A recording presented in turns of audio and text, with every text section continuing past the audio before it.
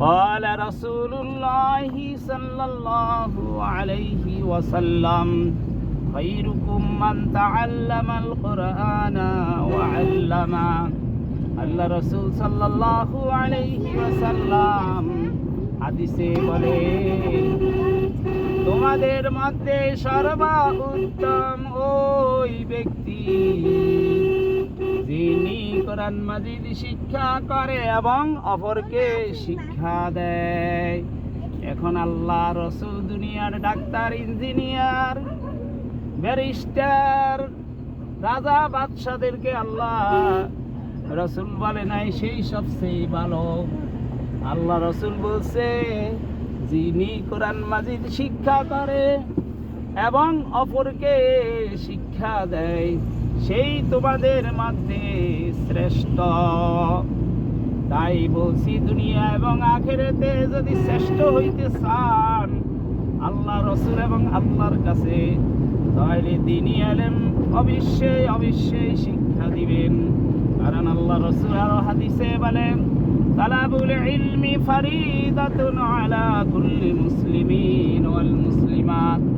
আমি এই দুনিয়ার নরনারী মুসলমানদেরকে বলছে, যদি সে মুসলমান হয়, যদি কলমা পড়ে, তাহলে তাকে দ্বীনি শিক্ষা করা ফরজ। দ্বীনি শিক্ষা বলতে আপনি নামাজ, রোজা, হজ, যাকাত আরো কত কিছু দৈনন্দিন মানুষের জীবনে আছে, সে কিভাবে ওগুলি পালন করবে, কিভাবে সমাজের মানুষের উপকার করবে, ক্ষতিগ্রস্ত মানুষদেরকে কিভাবে সহযোগিতা করবে, এগুলি হলো দ্বীনি শিক্ষা।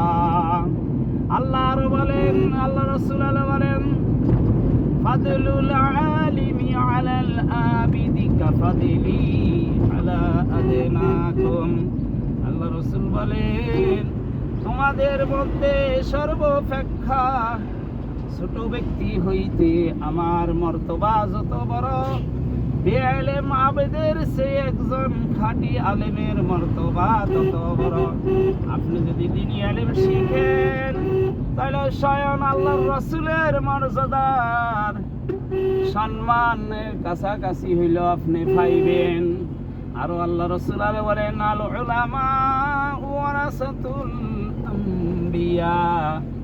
যে একজন আলেম হলো সে একজন রাসূলের সমতুল্য। সেজন্য আপনি আপনার সন্তানদেরকে আলেম ওলামা বানান, নাইলে নিজে না পারলে আপনার নাতি পুতিরে বানান, না পারলে কমসে কম আত্মীয় স্বজনের মধ্যে যদি থাকে তাদেরকে বানান। অবসর হয়েছে দুইটা ইয়ার পরে, একটার পরে। হ্যাঁ, ওকে, হ্যাঁ, বন্ধ করো।